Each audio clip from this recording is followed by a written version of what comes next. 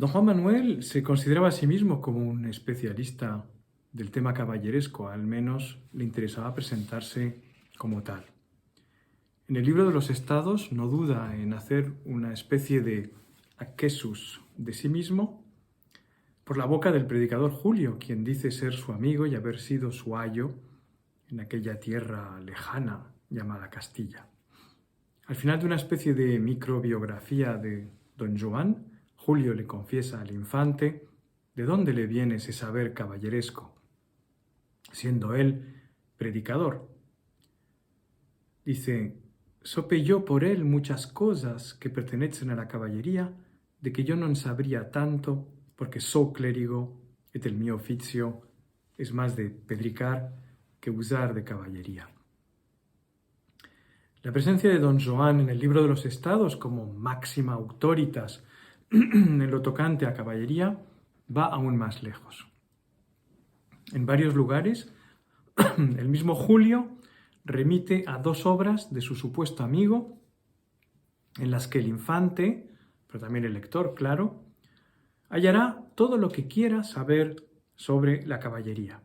Estas obras son el libro de la caballería y el libro del caballero y del escudero. Esta última obra es la que nos va a ocupar en este trabajo. Aparece citada en menos ocasiones en el libro de los Estados, pero de manera mucho más precisa. Juan Manuel quiere dejar constancia en el libro de los Estados de que su obra anterior es un modelo de tratado caballeresco. Pero, ¿hasta qué punto es eso cierto? ¿Acaso es el libro del caballero del escudero ese parangón de la buena educación del caballero, formulada además de manera perfecta, con fermosos latines, como dice el texto, ateniéndose a lo que sería una única razón del libro, es decir, el aprendizaje de la caballería por parte de un escudero? ¿Qué educación ofrece el libro del caballero del escudero a un público de aspirantes a caballeros en la Castilla de Alfonso XI? Pues es lo que vamos a ver. El punto de partida de la obra que nos ocupa se halla en un libro al que alude don Juan Manuel en el prólogo interno de la obra. Dice: «Yo, don Joan, fillo del infante don Manuel, fiz este libro en que puse algunas cosas que fallé en un libro». Este misterioso libro deja de serlo cuando leemos lo que sigue. Dice en el comienzo de aquel libro que en una tierra había un rey muy bueno y muy honrado. Este comienzo del libro no es sino el del llibre Qui és de l'Orde de Caballería de Ramón Llull, escrito medio siglo antes, y que sin duda conocería don Juan Manuel, como conocía otras obras lulianas, merced a sus contactos familiares y personales con la corona de Aragón y aún con el reino de Mallorca. El marco ficcional del libro de Llull viene a ser el mismo que el de don Juan Manuel. Un anciano caballero, retirado del mundo en una ermita, conoce por casualidad a un joven escudero que se ha quedado dormido encima de su caballo, yendo a las cortes del rey mencionado antes para lucirse y ser armado caballero. Tras un diálogo relativamente breve, hay que recordar que toda esa historia es de hecho el prólogo del libro, el anciano caballero le regala al joven escudero el libro que él suele leer y que contiene cuanto hay que saber para ser un buen caballero. Lo que sigue, después del prólogo, no es sino ese libro, el libro mismo regalado. El Tratado de Llull guarda algunas analogías con el título 21 de la segunda partida. Vamos a encontrar en ese libro de Llull un concepto también trascendente de la caballería, considerada como la mayor dignidad entre los legos. Como Alfonso X, Llull considera que sólo los nobles de antiguo linaje deben ser caballeros. algo que don Juan Manuel afirmará también. Sin duda, la gran diferencia entre la caballería luliana y la alfonsí estriba en el cariz marcadamente espiritualista que tiene en la pluma del teólogo mallorquín. Este se inspira del modelo de la caballería de Dios de San Bernardo y considera que, si bien los caballeros están para defender la tierra y sus señores, su cometido principal es el de mantener, dice, y defender la santa fe católica. Y por consiguiente, deben luchar contra los infieles que cada día obran a favor de la destrucción de la Santa Iglesia. Fin de cita. La influencia de Llull en la concepción manuelina de la caballería es verdaderamente muy importante. En el escritor castellano encontraremos también esa defensa de una caballería cristiana que depende más de Dios que del brazo terrenal. En Llull, sin embargo, tal vez aparezca con mayor nitidez que en los otros textos la idea de que la caballería es no solo espiritual, sino que está sometida a un riguroso código ético y moral. Es la plasmación de un ideal caballeresco cortés absoluto. Según este estricto ideal, el caballero no tiene más que deberes: defender la justicia y sobre todo a los inermes, tales como viudas, huérfanos y hombres sin medios de defensa. Y en él solo deben brillar la bondad y todas las virtudes. Ello lo conduce asimismo a ser pacifista, o lo que llamaríamos hoy pacifista. El caballero ideal de Ramon Llull no quiere la guerra, sino que ha de, cito, pacificar a los hombres por la fuerza de las armas. Ramon Llull describe pues ese concepto totalmente idealizado de la caballería courtoise, que será el que fascine al 400 castellano en obras como el Victorial de Gutiérrez Díaz de Gámez o en algunos textos de Diego de Valera, pero que sin duda sonaría algo un tanto exótico en la Castilla del siglo XIV, una Castilla que seguía sin tener muy claro qué significaba la llamada Orden de Caballería, pues era algo muy alejado de la realidad militar de aquellos que respondían al nombre de caballeros y cuyas apariciones en los textos de la época suelen ser bastante negativas. Desde el libro de Buen Amor hasta el Rimado de Palacio, pasando por la glosa castellana al regimiento de príncipes. Se trata de soldados de mala vida, holgazanes, tahúres y mercenarios codiciosos. La educación del caballero en el siglo XIV estaba aún totalmente por hacer. De ahí que podamos pensar que para don Juan Manuel un tratado como el de Ramon Llull era jauja, puesto que en él aparecía todo lo necesario para educar al futuro caballero. Bastaba conseguir las ideas y la organización luliana al pie de la letra. Pero, precisamente, eso es lo que no hace don Juan Manuel. Del Tratado de Llull se queda ante todo con el marco ficcional. Se queda también con los personajes principales, el genial hallazgo luliano del caballero anciano, convertido en ermitaño, posiblemente a partir de la figura legendaria del caballero inglés Guy de Warwick. Y el otro personaje es el joven y apuesto escudero llamado a ser el mejor caballero del mundo. Se queda asimismo con una serie de ideas generales sobre la caballería y poca cosa más. En definitiva, disponía don Juan Manuel de todo lo necesario para dar a los zafios defensores que lo rodeaban y que le echaban en cara, por cierto, que escribiera libros, la buena educación caballeresca que ellos necesitaban. Pero don Juan Manuel decidió hacer otra cosa.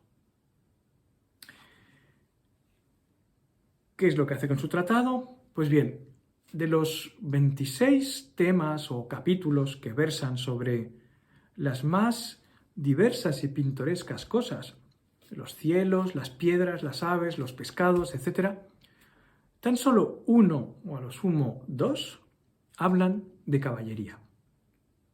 Ello significa que de los 24 folios del tratado, solo unos dos tienen como tema explícito la caballería y se encuentran además al principio de la obra. Veamos rápidamente qué dice el caballero anciano al escudero en esos dos capítulos del principio sobre la caballería. Don Juan Manuel retoma muy someramente ideas generales directamente sacadas de Ramón Llull y alguna que otra fuente, como las partidas. Dice, por ejemplo, que la caballería es el mayor y más honrado estado entre los legos, cosa que, como ya hemos visto, afirmaba también Ramón Llull. La segunda idea importante es la asimilación de la caballería a un sacramento. Semella mucho a los sacramentos, dice. Se trata de retomar indirectamente la dimensión espiritual de la caballería, pero a través de lo que podríamos llamar su fenomenología. Por ser algo trascendente, por ser una orden, no se puede obtener si no se da, como ocurre con el bautismo o como ocurre con el casamiento, la bendición, etc. De ahí que concluya el capítulo con una somerísima descripción del proceso sacramental de la investidura caballeresca. Para que la caballería sea cumplida, se requiere el que la da, el que la recibe y la espada que simbólicamente plasma la transmisión de la orden con su efecto ontológico. Este es un punto fundamental que desarrollan ampliamente las primeras leyes del título sobre la caballería de las partidas y desde luego resulta un tanto curioso que don Juan Manuel le dedique tan pocas líneas. El capítulo siguiente debiera desarrollar plenamente la parte tratado de caballería de la obra, puesto que ha de contestar a la pregunta ¿qué cosa es la caballería? El escudero y el lector no pueden por menos de quedar atónitos al oír la respuesta del caballero anciano con toda su reticencia a cuestas.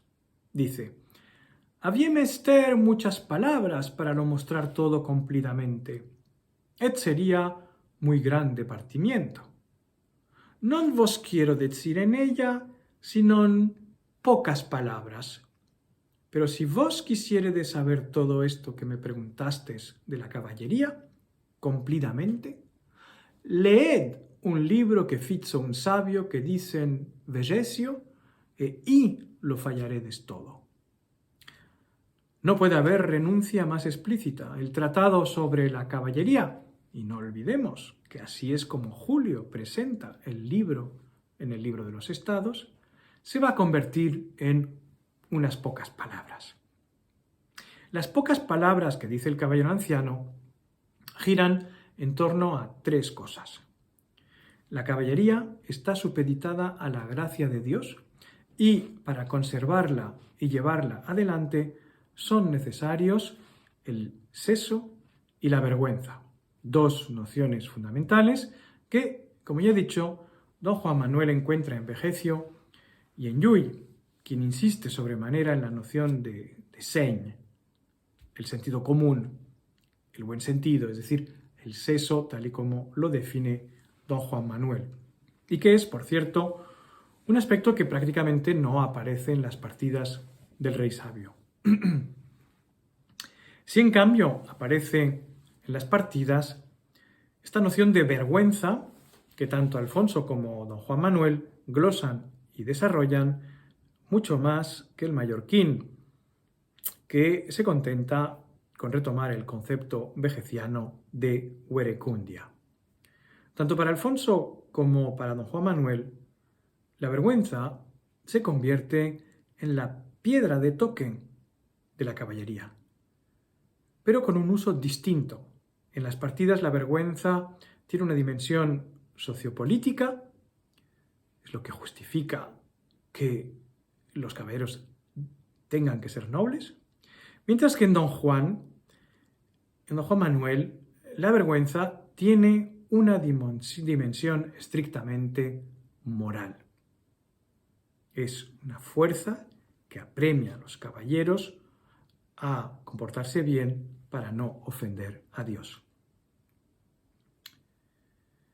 Quedémonos por de pronto con esa idea insólita en el libro de una, lo que podríamos llamar una mala educación caballeresca de este libro, por la parte tan ínfima que le dedica el tratado al tema.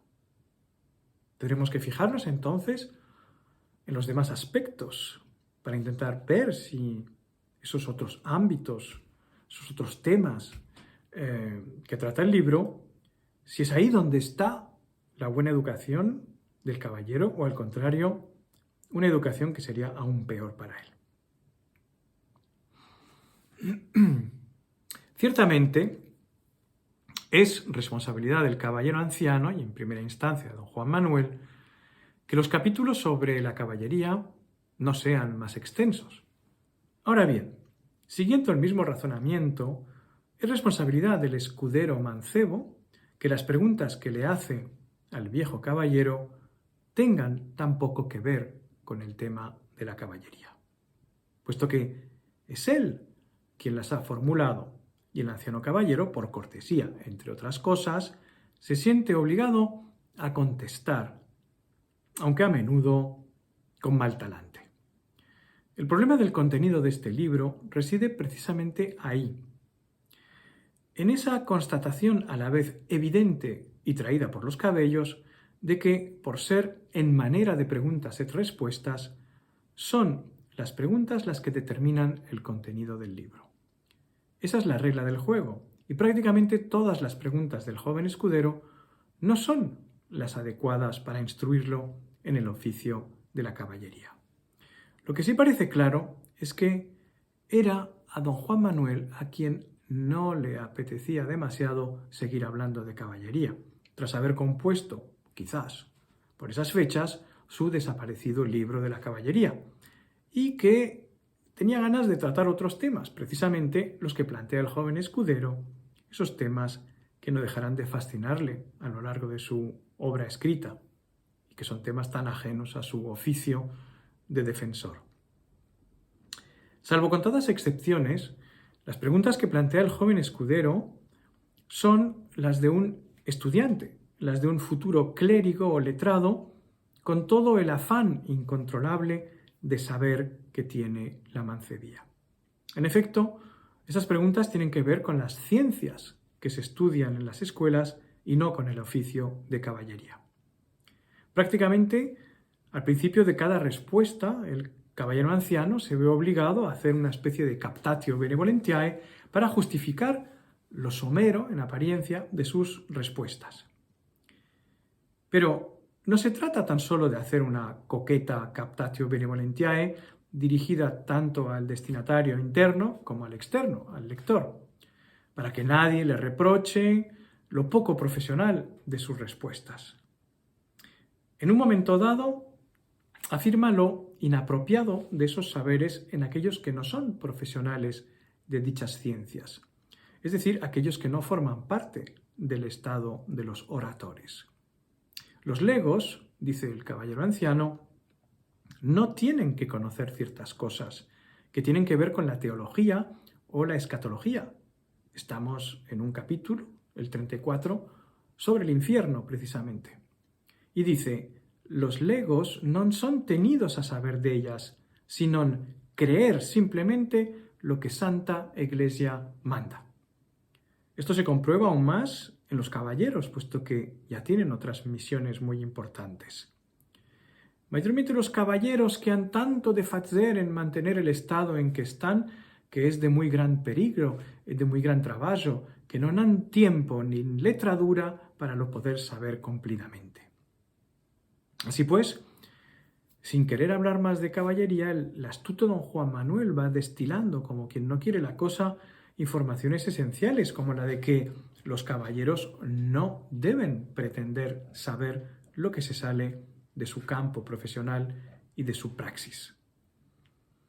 Por un lado, la idea no sorprende, es corriente hasta bien entrado el siglo XV, como lo demuestra la famosa carta de Alfonso de Cartagena, el conde de Haro, brillantemente estudiada por Jeremy Lawrence y que tiene que ver con la división estamental de los saberes, tan apegada a la episteme escolástica frente a ciertas aperturas humanísticas. Por otro lado, a pesar de las precauciones oratorias, Juan Manuel a todas luces se aprovecha de todas esas preguntas, presuntamente impertinentes, en los labios de un escudero para hablar, sin duda, de lo que más le interesa, que son precisamente esas ciencias. Pero lo que sigue en el capítulo sobre el infierno vuelve esta interpretación aún más compleja. El caballero anciano sabe que la definición de la caballería implica que los caballeros no sean tontos, sino personas de gran caletre, y eso los hace especialmente vulnerables ante la tentación de saber, que, siguiendo el esquema bíblico, es una tentación diabólica. Cuanto más inteligente es el caballero, más debe alejarse del árbol de la ciencia para no ser tentado por el maligno. Dice, et por ende, cuando el diablo falla que alguno es muy sotil, et muy entendudo, trabállase del fazer pensar en las cosas que son de Dios, et de la fe, maravillosas, et muy escondidas, por le fazer caer en alguna duda. En este ámbito, la buena educación se convierte en total ausencia de educación. Es decir, hay que apartarse totalmente de dichas interrogaciones. A la inversa, dar información a los mancebos en este coto vedado de los teóricos sería una nefanda educación en el caballero, pues podría hacerle incluso perder el alma. A fuer de prudente caballero, el caballero anciano confiesa, por lo tanto, haberse mantenido siempre al margen de esas cuestiones. Don Juan Manuel parece estar abogando por lo que podríamos llamar una estatificación típicamente escolástica de los saberes. Los saberes han de quedar enmarcados en los estados. Esa visión cerrada de la sociedad parece evidente aquí. Don Juan Manuel, todo ha de hacerse en función del estado de cada uno y con el saber y la educación pasa tanto de lo mismo. No conviene que el caballero deba aprender ciertas cosas que no son de su incumbencia porque no son propias de las actividades de su estado.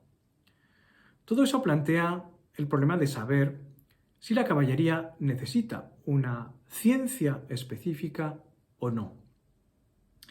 Don Juan Manuel, pensando en la respuesta que da Ramon Llull a esta pregunta, se queda con parte de la respuesta solo, con la idea de que la caballería ha de ser un mester, ha de ser un oficio como el de carpintero o zapatero, y por lo tanto que no ha de enseñarse en las escuelas, sino que ha de practicarse, ha de ejercitarse. Ahí es, junto al maestro, donde reside la buena educación del caballero y no en los libros. Estamos hablando de la primera mitad del siglo XIV, pero, como sabemos todos, este debate no solo se mantendrá en la centuria siguiente, sino que se agudizará. En varios lugares, el caballero anciano insiste en la idea de que para el caballero lo mejor es la experiencia, mucho más que la ciencia. Criarse no en las escuelas, sino en las casas de los señores, junto a los otros caballeros y junto a los hombres sabios que a veces hay ahí. El mismo caballero anciano, en más de una ocasión, basa su propia auctoritas no en lo que ha estudiado, pues claramente dice que no ha leído las ciencias, sino en lo que ha experimentado, en lo que ha vivido. La vida se convierte en la única escuela oportuna de la caballería. El corolario de esta idea es que lo que se valora en el caballero, entre las líneas de todos esos capítulos, no son los conocimientos, no es el saber, sino que es el entendimiento, el ingenium. En varios lugares del libro ya había afirmado el caballero anciano el carácter capital del puro entendimiento en el caballero. Y el entendimiento no requiere conocimientos librescos. Saber sin aprender, saber por puro entendimiento, ese es el ideal del caballero que se sabe constreñir dentro de los límites culturales de su oficio y estado. Un ideal que perfila claramente los límites de una educación caballeresca. Y es que, como lo dirá también el Julio del Libro de los Estados, los tiempos apresurados de las guerras no son para vagar volviendo las hojas de los libros. Para concluir, digamos que el libro del Caballero del Escudero es un buen ejemplo de esa especie de esquizofrenia estamental que caracteriza a don Juan Manuel, que en el fondo fue un ser doble, un ser desgarrado entre, por un lado, su calidad de bellator y, por otro lado, su fruición absoluta por la cultura, por esa cultura escrita más propia de un orator, sobre todo en el contexto sociocultural del siglo XIV. El examen entre líneas y sin prejuicios del libro del Caballero del Escudero echa de ver que la obra no sigue los parámetros didácticos del ámbito caballeresco, sino una situación que remeda la transmisión de saber en el marco de las escuelas, de esas escuelas que precisamente no son para el caballero. Si hacemos abstracción del título y de quién es quién en la obra, nos damos cuenta de que lo que este juego de preguntas y respuestas está reproduciendo es más bien una obra como el Lucidario, realizada en un contexto cultural que don Juan Manuel conocía bien, puesto que fue donde se formó, la Escuela Catedralicia de Toledo, de donde saldría la mayor parte de las obras supervisadas u ordenadas por el rey Sancho IV. Como por casualidad, en ese contexto cultural se produce el Lucidario, y ahí, en ese Lucidario, vamos a hallar la problemática que desarrolla don Juan Manuel. Mucho más en este libro, el libro del Caballero del Escudero, que en otros libros, que es la necesidad de controlar y aún limitar la difusión de los saberes.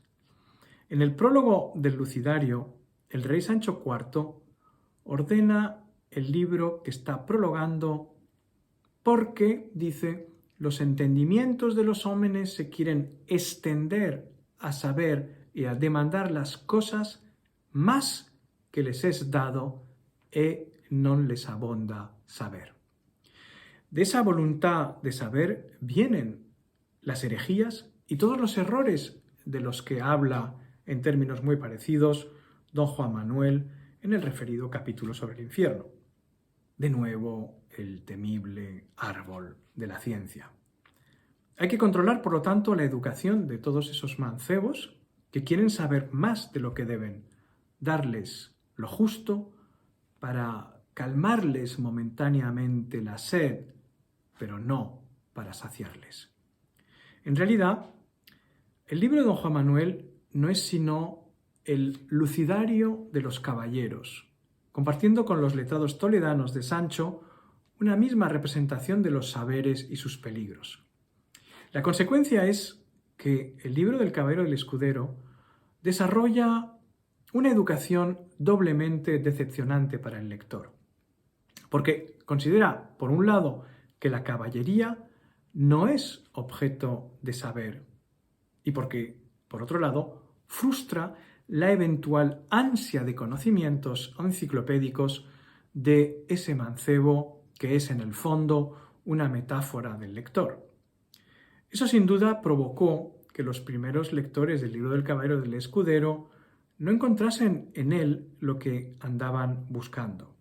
Si querían caballería, se les remitía a otras obras, y si querían ciencia, se les daba tan solo unas migajas. Eso tal vez explique la mala o poca fortuna textual de las obras manuelinas presuntamente caballerescas anteriores al Libro de los Estados, que es también un microtratado caballeresco. Una desapareció y otra se ha conservado en un solo testimonio del que faltan folios y sobre todo que fue copiado a partir de una fuente ya muy deturpada a tenor de los espacios en blanco dejados voluntariamente por el copista. Todo ello nos lleva a pensar que probablemente esas obras fueron un fracaso. No consiguieron llegar realmente a su destinatario ideal, pues no supieron darle lo que le apetecía a éste. De ahí sin duda que don Juan Manuel, quien estaba, como sabemos, muy preocupado por ser leído y por ser admirado, intentara salvarlas del olvido, presentándolas luego en el Libro de los Estados como excelentes tratados sobre la caballería. Sobre todo, precisamente, el libro del Caballero del Escudero, tal vez su mayor fracaso, que aparece tan excesivamente elogiado por Julio y del que se da, además, un modo de completo resumen de los temas tratados. Tal vez era este un último y desesperado conato manuelino por darle a la obra el público que había perdido.